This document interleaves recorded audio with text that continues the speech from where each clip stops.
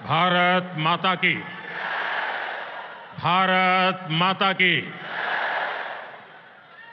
केंद्रीय मंत्रिमंडल के मेरे सहयोगी मनोहर लाल जी, धर्मेंद्र प्रधान जी, तोखन साहू जी, डॉक्टर सुकांता मजूमदार जी, हर्ष मल्होत्रा जी, दिल्ली के उपराज्यपाल विनय कुमार सक्सेना जी, संसद में मेरे सभी साथीगण, विधायकगण और मेरे प्यारे भाई और बहनों, आप सभी को साल 2025 की बहुत बहुत शुभकामनाएं। साल 2025 भारत के विकास के लिए अनेक नई संभावना लेकर आ रहा है। दुनिया की तीसरी बड़ी आर्थिक ताकत बनने की तरफ हमारी यात्रा इस वर्ष और तेज होने वाली है। आज भारत दुनिया में राजनीतिक और आर्थिक स्थिरता का प्रतीक बना है। साल 2025 में भारत की ये भूमिका और सशक्त होगी। ये वर्ष विश्व में भारत की अंतर्राष्ट्रीय छवि को और सशक्त करने का वर्ष होगा। ये वर्ष भारत को दुनिया का बड़ा मैन्युफैक्चरिंग हब बनाने का वर्ष होगा। ये वर्ष युवाओं को नए स्टार्टअप और एंटरप्रेन्योरशिप में तेजी से आगे बढ़ाने का वर्ष होगा। ये वर्ष कृषि क्षेत्र में नए कीर्तिमानों का वर्ष होगा। ये वर्ष विमेन लेड डेवलपमेंट के हमारे मंत्र को नई ऊंचाई देने का वर्ष होगा। ये वर्ष ईज ऑफ लिविंग बढ़ाने, क्वालिटी ऑफ लाइफ बढ़ाने का वर्ष होगा। आज का ये कार्यक्रम भी इसी संकल्प का एक हिस्सा है। साथियों, आज जिन परियोजनाओं का शिलान्यास और लोकार्पण हुआ है, उनमें गरीबों के घर है, स्कूल और कॉलेज से जुड़े प्रोजेक्ट्स हैं। मैं आप सभी को बहुत बहुत बधाई देता हूं। विशेष रूप से मैं उन साथियों को, उन माताओं बहनों को बधाई देता हूं जिनकी एक तरह से अब नई जिंदगी शुरू हो रही है। झुग्गी की जगह पक्का घर, किराए के घर की जगह अपना घर, ये नई शुरुआत ही तो है। जिनको ये घर मिले हैं, ये उनके स्वाभिमान का घर है, ये आत्मसम्मान का घर है, ये नई आशाओं, नए सपनों का घर है।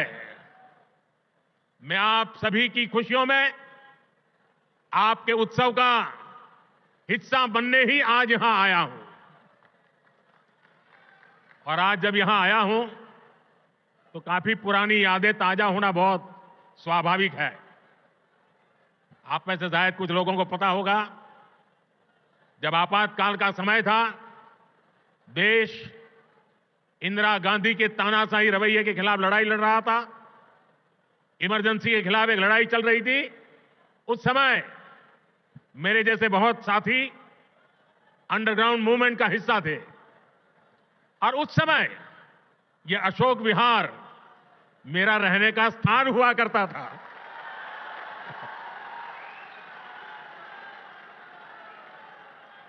और इसलिए आज अशोक विहार में आते ही बहुत सारी पुरानी यादें ताजा होना बहुत स्वाभाविक है।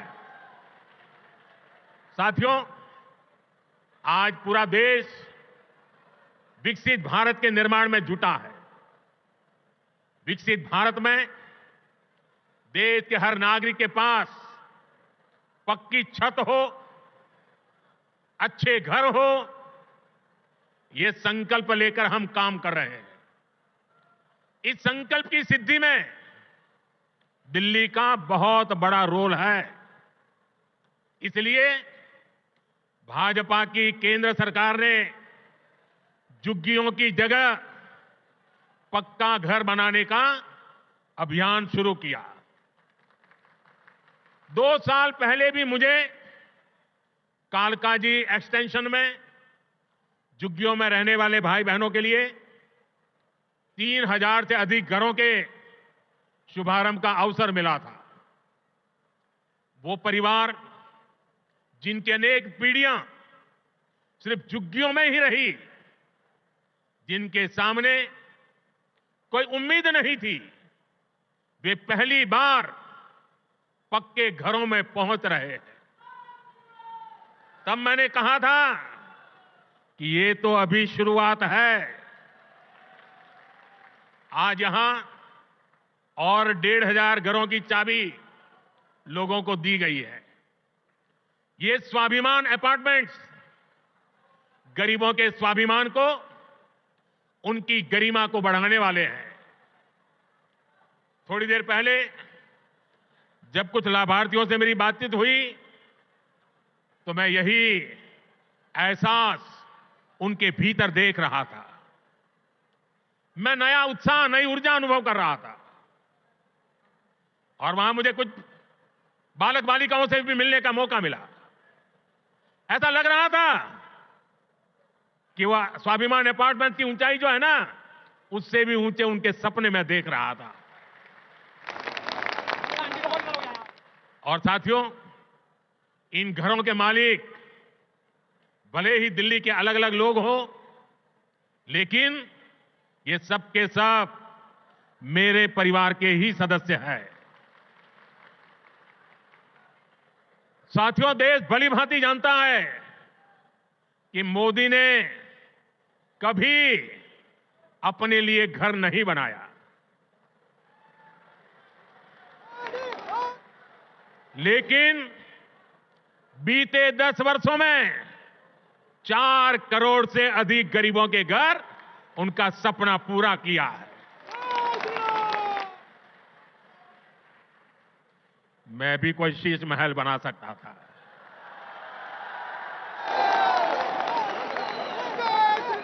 लेकिन मेरे लिए तो मेरे देशवासियों को पक्का घर मिले, यही एक सपना था। और मैं आप सबको भी कहता हूं, आप जब भी लोगों के बीच जाएं, लोगों को मिले, और अभी भी जो लोग झुग्गी झोपड़ी में रहते हैं, मेरी तरफ से उनको वादा करके आना, मेरे लिए तो आप ही मोदी है। वादा करके आना, आज नहीं तो कल उनके लिए पक्का घर बनेगा, उनको पक्का घर मिलेगा।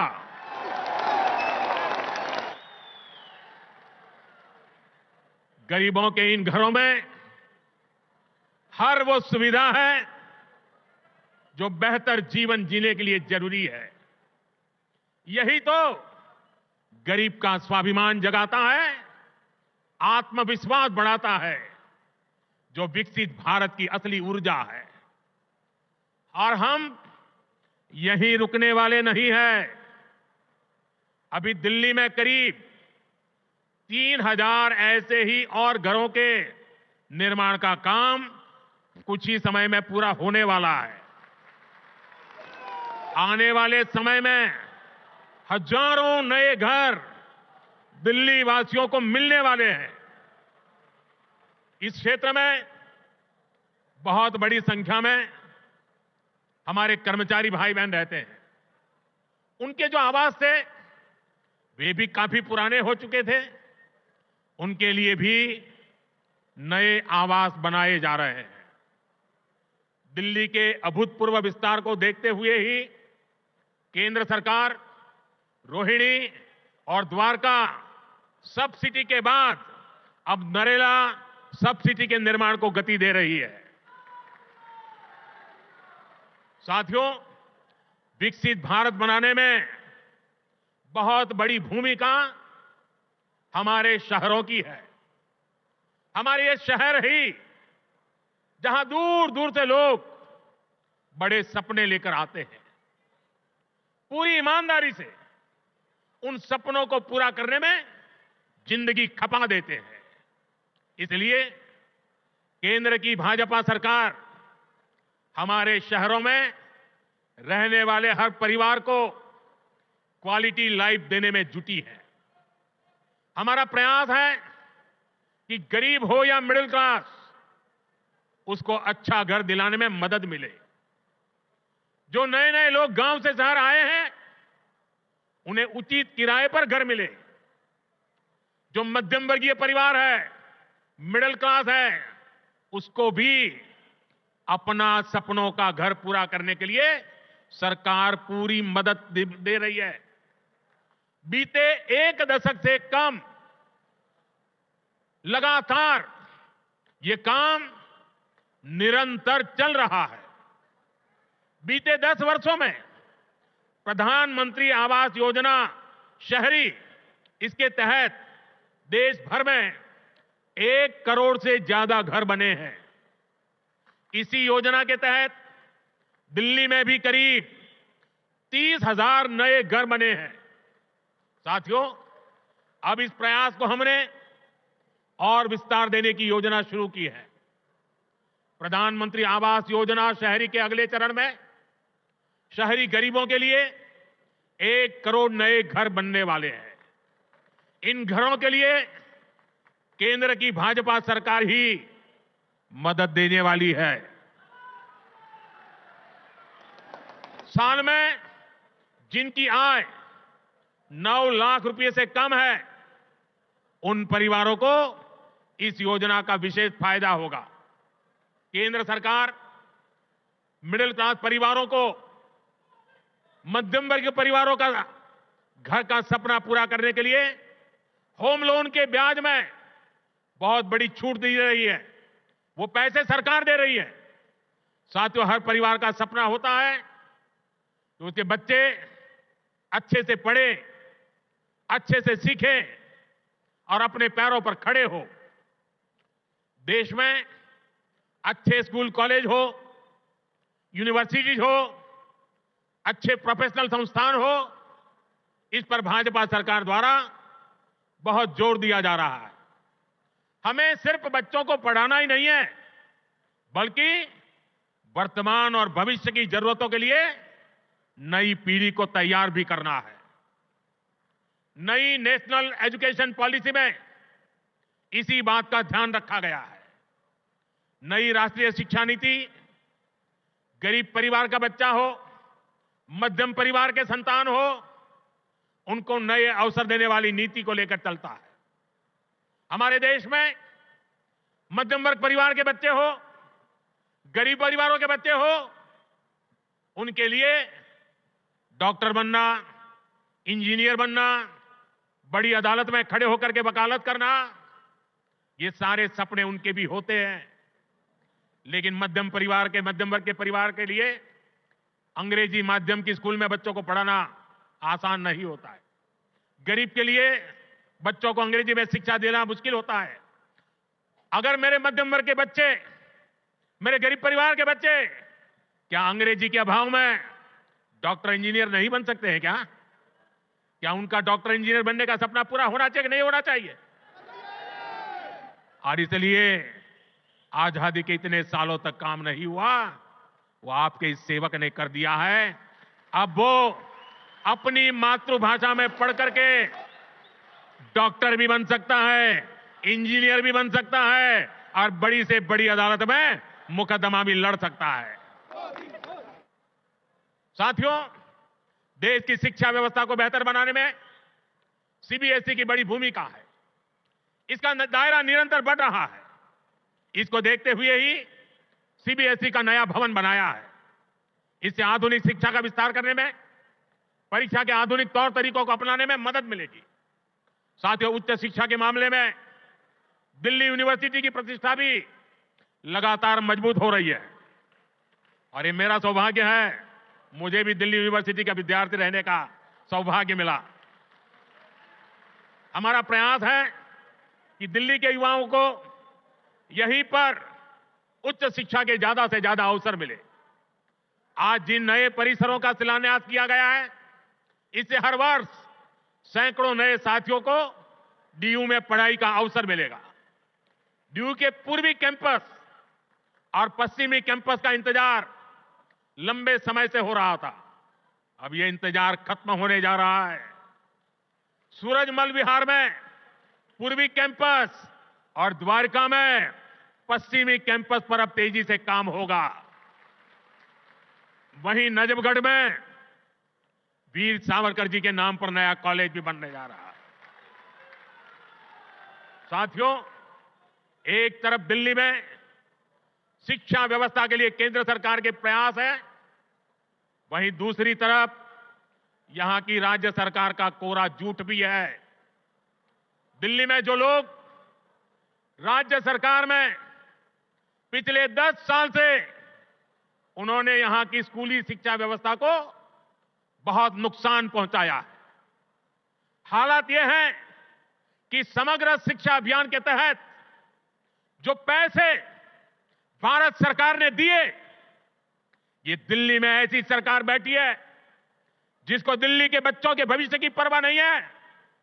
जो पैसे शिक्षा के लिए भारत सरकार ने दिए, आधे पैसे भी पढ़ाई के लिए खर्च नहीं कर पाए लोग। साथियों, ये देश की राजधानी है। दिल्ली वासियों का हक है, उनकी सुशासन की कल्पना की है, सुशासन का सपना देखा है। लेकिन बीते 10 वर्षों से दिल्ली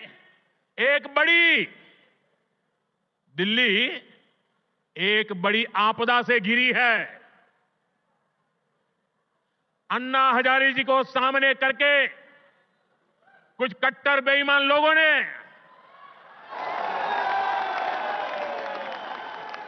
दिल्ली को आपदा में धकेल दिया। शराब के ठेकों में घोटाला, बच्चों के स्कूल में घोटाला, गरीबों के इलाज में घोटाला, प्रदूषण से लड़ने के नाम पर घोटाला, भर्तियों में घोटाला। ये लोग दिल्ली के विकास की बात करते थे, लेकिन ये लोग आपदा बनकर दिल्ली पर टूट पड़ी है। ये लोग खुलेआम भ्रष्टाचार करते हैं, फिर उसका महिमा मंडन भी करते हैं। एक तो चोरी, ऊपर से सीना चोरी।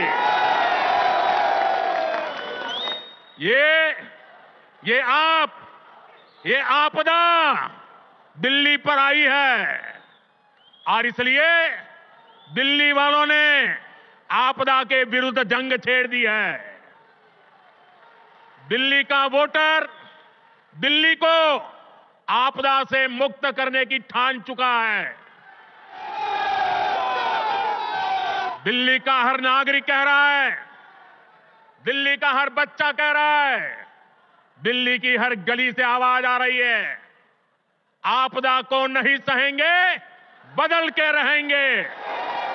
आपदा को नहीं सहेंगे, आपदा को नहीं सहेंगे, आपदा को नहीं सहेंगे, आपदा को नहीं सहेंगे। साथियों, दिल्ली देश की राजधानी है। बड़े खर्चे वाले बहुत से काम यहां जो होते हैं वो भारत सरकार, केंद्र सरकार के जिम्मे है। दिल्ली में ज्यादातर सड़कें, मेट्रो, बड़े बड़े अस्पताल, बड़े बड़े कॉलेज कैंपस, ये सब केंद्र सरकार ही बना रही है। लेकिन यहां की आपदा सरकार के पास जिस भी काम का दायित्व है उस पर भी यहां ब्रेक लगी हुई है। दिल्ली को जिस आपदा ने घेर रखा है उसके पास कोई विजन नहीं है। ये कैसी आपदा है, इसका एक और उदाहरण हमारी यमुना जी है। यमुना नदी अभी मैं ये स्वाभिमान फ्लैट के लाभार्थियों से बात कर रहा था यहां आने से पहले, तो ज्यादातर वो इस उत्तरी क्षेत्र के रहने वाले थे। तो मैंने उनको पूछा छठ पूजा कैसी रही। उन्होंने कहा साहब सर पे हाथ फोड़ के कह रहे थे, साहब यमुना जी का हाल इतना खराब हुआ, अब हम तो छठ पूजा क्या करें, इलाके में ऐसा छोटा मोटा करके हम मां की क्षमा मांग लेते हैं। हर दिल्ली वासी को यमुना जी का स्थिति, साथियों आज 10 साल बाद ये कह रहे हैं, और बेशर्मी देखो, लाज शर्म का नामो निशान नहीं। ये कैसी आपदा। ये कह रहे हैं यमुना की सफाई से वोट नहीं मिलते। अरे वोट नहीं मिलेंगे तो क्या यमुना को बेहाल छोड़ देंगे? यमुना जी की सफाई नहीं होगी तो दिल्ली को पीने का पानी कैसे मिलेगा? इन लोगों की करतूतों की वजह से ही आज दिल्ली वालों को गंदा पानी मिलता है। इस आपदा ने दिल्ली वालों के जीवन को टैंकर माफिया के हवाले कर दिया है। ये आपदा वाले रहेंगे तो भविष्य में दिल्ली को और भी विकराल स्थिति की तरफ ले जाएंगे। साथियों, मेरा ये निरंतर प्रयास है कि देश के लिए जो भी अच्छी योजनाएं बन रही हैं उनका लाभ मेरे दिल्ली के भाई बहनों को भी मिले। केंद्र की भाजपा सरकार की योजनाओं से गरीब और मध्यम वर्ग को सुविधाएं भी मिल रही हैं और पैसे भी बच रहे हैं। साथियों, केंद्र की भाजपा सरकार बिजली का बिल 0 कर रही है और इतना ही नहीं, बिजली से कमाई के अवसर भी दे रही है। पीएम सूर्य घर मुफ्त बिजली योजना से हर परिवार आज बिजली उत्पादक बन रहा है। भाजपा सरकार हर इच्छुक परिवार को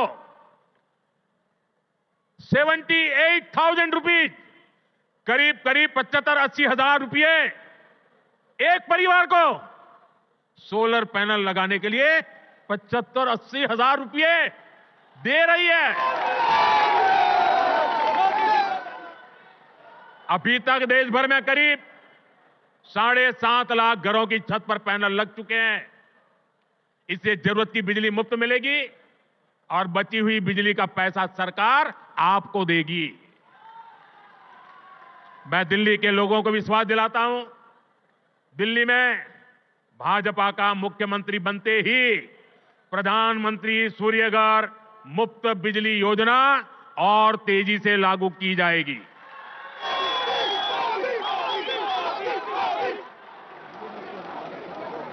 साथियों, आज दिल्ली के करीब 75 लाख जरूरतमंदों को भारत सरकार मुफ्त राशन दे रही है।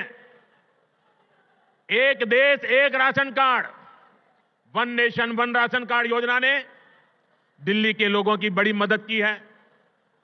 वरना कुछ साल पहले तक तो दिल्ली में राशन कार्ड बनाना तक मुश्किल था।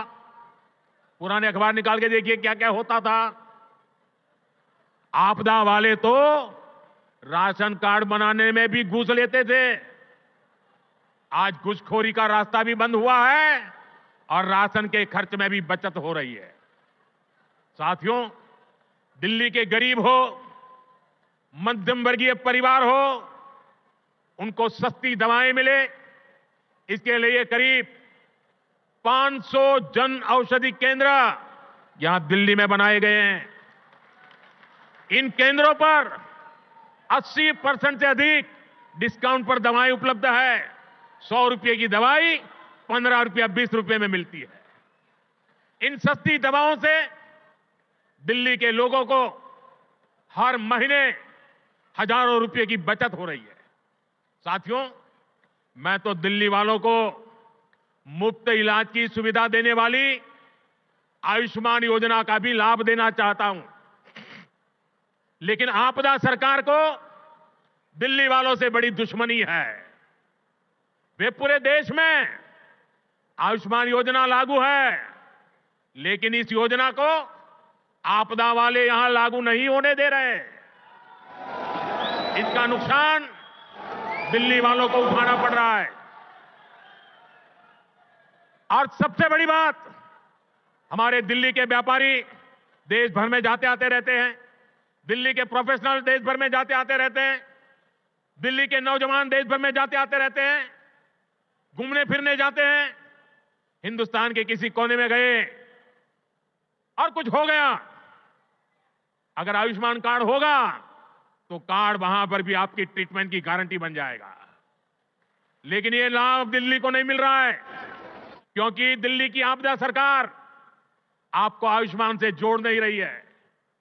और इसलिए हिंदुस्तान में कहीं गए, कुछ हो गया, ये मोदी चाहते हुए भी आपकी सेवा नहीं कर पाता है, ये आपदा के पाप के कारण। साथियों, भाजपा सरकार 70 साल की आयु के ऊपर के बुजुर्गों को भी आयुष्मान योजना के दायरे में ले आई है। किसी भी परिवार का 70 साल से ऊपर का व्यक्ति, अब उनके बच्चों को उसकी बीमारी की चिंता नहीं करनी पड़ेगी, ये आपका बेटा उनकी चिंता करेगा। लेकिन मुझे बड़े दुख के साथ कहना पड़ रहा है कि बेटा दिल्ली के बुजुर्गों की कितनी ही सेवा करना चाहे, लेकिन आपदा वालों ने दिल्ली के बुजुर्गों को उस सेवा से वंचित कर दिया है। फायदा नहीं ले पा रहे। आपदा वालों का स्वार्थ, आपदा वालों की जीत, आपदा वालों का अहंकार आपके जीवन से वो ज्यादा बड़ा मानते हैं। साथियों, दिल्ली के लोगों के लिए भारत सरकार पूरी संवेदनशीलता से काम कर रही है। दिल्ली की अनेकों कॉलोनियों को रेगुलर करके भाजपा सरकार ने लाखों लोगों की चिंता दूर की है। लेकिन यहां की आपदा सरकार ने, यहां की राज्य सरकार ने उन्हें आपदा का शिकार बना डाला। केंद्र की भाजपा सरकार लोगों की मदद के लिए स्पेशल सिंगल विंडो कैंप चला रही है, लेकिन आपदा सरकार इन कॉलोनियों में पानी की, सीवर की सुविधाएं तक ठीक से नहीं दे रही है। इसके चलते लाखों दिल्ली वासियों को बहुत परेशानी हो रही है। घर बनाने में लाखों रुपए लगाने के बाद भी अगर सीवर ना हो, नालियां टूटी हो, गली में गंदा पानी बहता हो, तो दिल्ली के लोगों का दिल दुखना बहुत स्वाभाविक है। जो लोग दिल्ली के लोगों से विश्वासघात करके, झूठी कस्में खाके अपने लिए शीश महल बनवा लेते हैं, उनसे जब यह आपदा जाएगी और भाजपा आएगी तो इन सारी समस्याओं का समाधान भी किया जाएगा। साथियों, आपको याद रखना है, जहां जहां आपदा का दखल नहीं है, वहां हर काम अच्छे से होता है। आपके सामने डीडीए, दिल्ली डेवलपमेंट अथॉरिटी का उदाहरण है। डीडीए में आपदा का उतना दखल नहीं है। इसके कारण डीडीए गरीबों और मध्यम वर्ग के लिए नए घर बना पा रही है। दिल्ली के हर घर तक पाइप से सस्ती गैस पहुंचाने का काम तेजी से चल रहा है। ये काम भी इसलिए हो पा रहा है क्योंकि इसमें भी आपदा की दखल नहीं है। दिल्ली में इतने सारे हाईवे बन रहे हैं, एक्सप्रेसवे बन रहे हैं, ये भी इसलिए बन पा रहा है क्योंकि इसमें आपदा की दखल नहीं है। साथियों, आपदा वाले दिल्ली को सिर्फ समस्याएं दे सकते हैं, वहीं भाजपा दिल्ली के लोगों की समस्याओं का समाधान करने में जुटी है। 2 दिन पहले ही हमारे दिल्ली के 7 एमपी, हमारे सांसद ने यहां की ट्रैफिक की समस्या को दूर करने के लिए अहम सुझाव भारत सरकार को दिए हैं। दिल्ली एयरपोर्ट के नजदीक शिव मूर्ति से नेल्सन मंडेला मार्ग तक टनल बनाना हो, दिल्ली अमृतसर कटरा एक्सप्रेसवे को केएमपी एक्सप्रेसवे से जोड़ना हो, दिल्ली देहरादून एक्सप्रेसवे को अर्बन एक्सटेंशन रोड 2 से जोड़ना हो, या दिल्ली का ईस्टर्न बाईपास हो, ये हमारे सांसदों ने जो सुझाव दिए, इन सुझावों को भारत सरकार ने मान लिया है। इन पर सैद्धांतिक सहमति दे दी है। इनसे आने वाले समय में दिल्ली में ट्रैफिक की समस्या का समाधान होगा। साथियों, साल 2025 दिल्ली में सुशासन की नई धारा तय करेगा। ये साल राष्ट्र प्रथम, देशवासी प्रथम, मेरे लिए दिल्लीवासी प्रथम, इस भाव को सशक्त करेगा। ये साल दिल्ली में राष्ट्र निर्माण और जन कल्याण की नई राजनीति का शुभारंभ करेगा। और इसलिए आपदा को हटाना है, भाजपा को लाना है। आपदा को हटाना है, आपदा को हटाना है, आपदा को हटाना है। इसी विश्वास के साथ आप सभी को नए घरों के लिए, नए शिक्षा संस्थानों के लिए फिर से एक बार बहुत बहुत बधाई। मेरे साथ बोले भारत माता की। दोनों हाथ ऊपर करके पूरी ताकत से बोलिए, आपदा से मुक्ति का नारा चाहिए। भारत माता की, भारत माता की, भारत माता की। बहुत बहुत धन्यवाद।